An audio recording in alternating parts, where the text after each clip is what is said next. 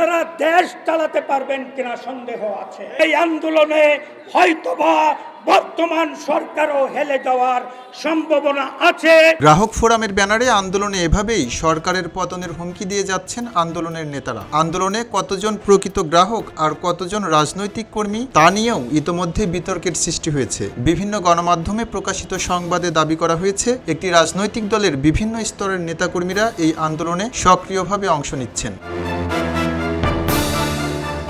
এদিকে আমাদের হাতে আসা একটি ফোনালাপে দেখা যায় জামায়াতে ইসলামের সংসদ সদস্য নুরুল ইসলাম বুলবুল আন্দোলনকারীদের উদ্দেশ্যে ইসলামী ব্যাংকের নিয়ন্ত্রণ পুনঃপ্রতিষ্ঠার বিষয়ে বক্তব্য দিচ্ছেন। ইসলামী ব্যাংক, এই ব্যাংকে নিয়ে সরকার যে চক্রান্ত ষড়যন্ত্র করছে, আমাদেরকে যতদূর যাওয়া দরকার আমরা ততদূর যাব, কিন্তু ব্যাংক কারো হাতে আমরা ছেড়ে দেব না। ব্যাংক সুরক্ষা করতে গিয়ে যদি সরকারের বিরুদ্ধে আন্দোলন করা লাগে, তাহলে এই আন্দোলনও তাদের পতনের কারণ হবে। আমরা ঠিক সেইভাবে নেব, আমরা ছাড়ব। অন্যদিকে আন্দোলনকারীদের অন্যতম দাবির মধ্যে রয়েছে ব্যাংকের পরিচালনা পরিষদে ইসলামী ধারার ব্যক্তিদের অন্তর্ভুক্তি নিশ্চিত করা। তাদের ভাষ্য, ইসলামী ব্যাংকের আদর্শিক বৈশিষ্ট্য রক্ষার জন্য এ ধরনের নেতৃত্ব প্রয়োজন। ইসলামী ব্যাংক যে মুনাফার কথা বলে সেটাতে তারা আমরা ট্রাস্ট করে এই ব্যাংকে আসছি এবং এই ব্যাংকে আমরা জমা রাখছি।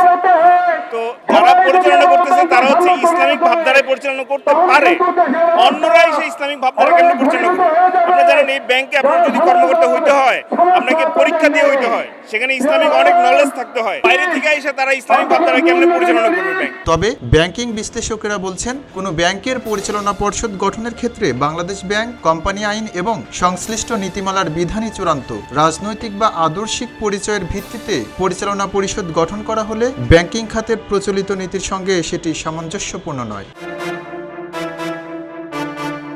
আন্দোলনে অংশ নিয়ে স্বরাষ্ট্রমন্ত্রী ও ধর্মমন্ত্রীকে নিয়েও আপত্তিকর ও অবমাননাকর বক্তব্য দিতে দেখা গেছে কয়েকজন বক্তাকে।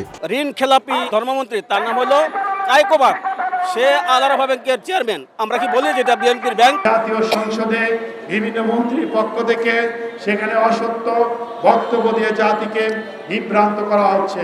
সুতরাং বাংলাদেশ ব্যাংক সহ বাংলাদেশ সরকার সহ বিভিন্ন মহল থেকে যারা ইসলামী ব্যাংক সম্পর্কে অপপ্রচার করছে, সেই অপপ্রচার কার্যকরভাবে রোধ করতে হবে।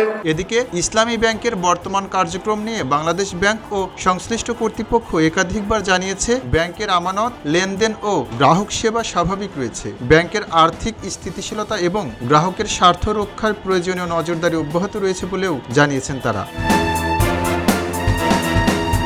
ইসলামী ব্যাংককে কেন্দ্র করে চলমান আন্দোলনকে গ্রাহকদের অধিকার আদায়ের কর্মসূচি হিসেবে উপস্থাপন করা হলেও আন্দোলনের মঞ্চে রাজনৈতিক বক্তব্য, সরকার বিরোধী অবস্থান এবং ব্যাংকের নিয়ন্ত্রণ নিয়ে প্রকাশ্যে আলোচনা নতুন করে প্রশ্নের জন্ম দিয়েছে। প্রকৃতপক্ষে এটি আমানতকারীদের আন্দোলন নাকি রাজনৈতিক প্রভাব বিস্তারের একটি প্রচেষ্টা, সেটি এখন বড় প্রশ্ন। এম রহমান, খবরের কাগজ, ঢাকা। খবরের কাগজ, নিখাদ, নির্ভীক, নিরপেক্ষ।